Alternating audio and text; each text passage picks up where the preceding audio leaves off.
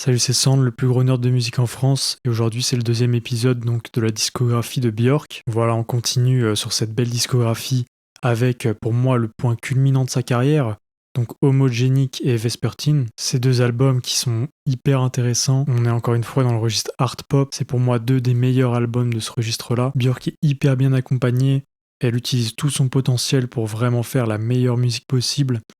Ultra singulier, ça reste en phase avec son univers. Deux albums que je conseille vraiment d'aller écouter pour quiconque en fait. Et donc le 18 septembre 1997, elle nous sort son troisième album studio de sa carrière Björk, donc Homogenic. Donc c'est un album qui va encore une fois commencer sur un style très orchestral, avec une rythmique plutôt répétitive. La production elle va directement sauter aux oreilles puisqu'elle est beaucoup plus épique que les deux albums précédents. Ça va être presque cinématique d'ailleurs, hein. Ça va donner un peu un côté médiéval couplé et contrasté avec un style IDM. Bah, c'est un peu glitch, c'est un peu breakbeat, ça fait aussi beaucoup penser à Aphex Twin, dont j'ai fait la critique avant d'ailleurs, je vous laisse aller voir les vidéos si ça vous intéresse. On va avoir ces grosses basses très grasses qui sont beaucoup utilisées dans ses mix à lui, des mélodies très atmosphériques, ça va vraiment prendre une très grosse place dans cet album-là. On va avoir une ambiance assez singulière par rapport aux albums d'avant, et on a un mix au niveau de la voix qui va vraiment être différent.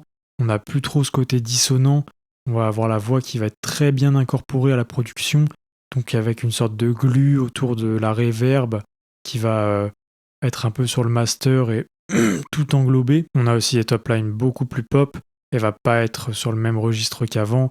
Elle va un peu plus se calmer au niveau des notes qu'il va nous proposer. Je soupçonne quand même qu'il y ait eu utilisation de correcteurs de voix parce qu'elle sonne un petit peu trop juste par moment, je trouve. Donc je pense qu'il y a eu du Melodyne par-ci par-là. On a une production qui est beaucoup plus accessible, beaucoup plus grand public.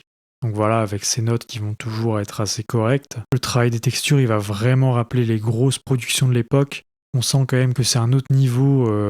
Donc au niveau du budget, hein, elle a eu beaucoup de reconnaissance depuis les deux derniers albums.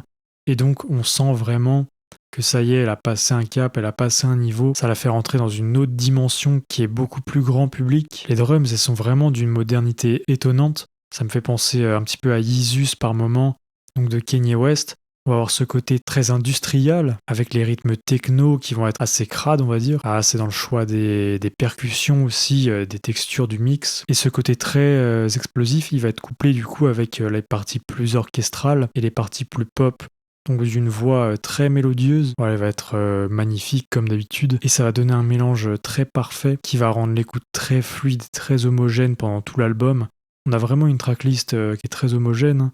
Tous les titres sont assez similaires mais quand même assez différents pour qu'on puisse tous les apprécier différemment. On retrouve le côté IDM avec aussi des rythmiques trip-hop. On a des basses faites au synthé, encore une fois typiques des années 90. Le défaut majeur ce serait plutôt la répétitivité. On a des rythmiques qui vont un peu trop aller se répéter, forcément, c'est des samples, avec aussi l'arrangement qui est trop classique et qui va amener forcément au typique refrain, couplet, qui va être un petit peu trop répété par moment, mais on sent vraiment l'évolution avec les deux premiers albums. Celui-là, je l'ai trouvé vraiment excellent, ça l'a fait rentrer vraiment dans une nouvelle dimension, ça a pas du tout vieilli. C'est des sonorités qui sont assez à l'avant-garde par rapport à l'époque, hein. On n'a même pas l'impression qu'on est au fin des années 90.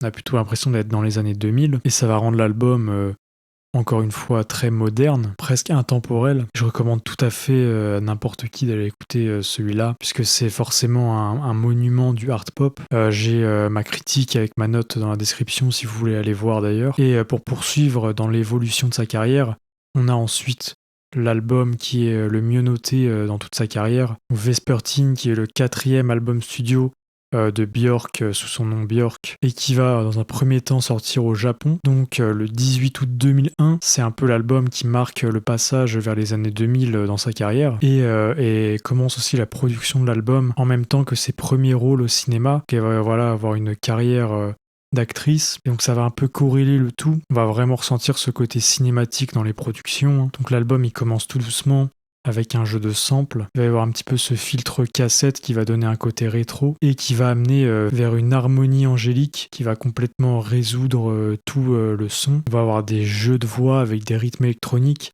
Ça va créer un mélange très brillant, donc ça va être beaucoup de morceaux dans ce registre-là. Alors, encore une fois, beaucoup d'harmonie vocale, et ça va vraiment créer en fait le son de cet album-là très angélique, très onirique. On a un mix toujours aussi bien maîtrisé que homogénique, que ce soit au niveau de la voix, au niveau de la composition. Le tout est très bien glué ensemble, ça rend le tout cohérent.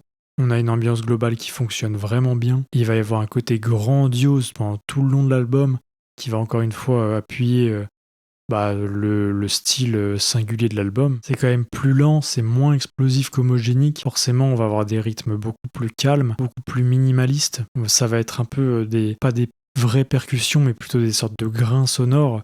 Il va y avoir ce côté craquant, je sais pas si on peut dire ça comme ça, mais ça va faire des espèces de petites bugs, petites imperfections, plutôt que vraiment des rythmiques claires. Donc à l'image de Cocoon, qui est un morceau beaucoup plus poétique. On va avoir d'ailleurs des textes aussi qui sont bien mieux écrits. On va avoir ces productions plus minimalistes, plus calmes, mais en même temps qui vont amener vers des développements très grandioses. On a encore ces jeux de dynamique et de mélodie un peu plus pop. On a encore les jeux de dynamique au niveau du côté orchestral, des mélodies aux instruments et avec des chœurs qui font, comme je l'ai dit, une apparence récurrente dans tout l'album. Ça va être le son de l'album. Et puis on ressent aussi un côté mélancolique dans celui-ci. Donc ça va être au niveau des accords qui sont utilisés. Ça va être des accords de mineur assez tristes. Aussi dans la production et dans la composition, ça va être des sortes de cordes très réverbérées qui vont donner ce côté aussi plus triste. Ça va vraiment appuyer l'ambiance, donc comme dans Frosty, avec cette sorte de harpe. Et on retrouve le côté classique, donc avec Sun in My Mouth, qu'on retrouvait dans les albums précédents. Donc voilà, Vespertine, c'est encore un album majestueux, mais dans une autre mesure que homogénique. Ça va être deux albums qui se ressemblent au niveau de la production. On va être sur quelque chose de très grandiose, très grandiloquent, mais d'une manière différente. On va en avoir un qui est plus axé au niveau des rythmes, et un autre plus axé au niveau des mélodies et du côté vocal. Celui-ci va être plus instrumental avec toutes ces harmonies qui vont aller créer cette ambiance angélique, onirique, comme je l'ai déjà dit. Ça a beaucoup plus flirté aussi avec la musique classique. On ressent encore une fois le budget dans les compositions. On pense qu'il y a eu beaucoup de gens qui ont été mobilisés, donc que ce soit au niveau de l'orchestre, au niveau des voix. On sent quand même qu'elle a pris du galon depuis le début et qu'elle s'en sert d'une très bonne manière. Ça crée encore une fois un album singulier comparé à tous les autres. Et c'est peut-être l'album préféré des fans. Donc ce qu'on peut comprendre, c'est magnifique, c'est luxuriant, c'est généreux. Et c'est peut-être l'album avec les meilleurs textes et les meilleures paroles, aussi avec les meilleures mélodies. On va être vraiment sur des morceaux qui sont tous quasi excellents, voire mieux. Donc moi c'est pareil, c'est un album que j'ai trouvé absolument excellent. Vous pouvez aller voir la critique que j'ai mis dans la description avec la note. Et donc voilà, ça conclut cet arc de sa carrière où elle va vraiment nous présenter des albums très grandiloquents qui vont vraiment être le pic de sa carrière. Et c'est deux albums à absolument écouter si vous voulez, si vous aimez la pop ou les styles un peu plus alternatifs. Et moi, je vais vous laisser là-dessus. Après, je continuerai évidemment la suite de sa carrière. Et si ça vous a plu, je vous laisse vous abonner. Et moi, je vous dis à la prochaine.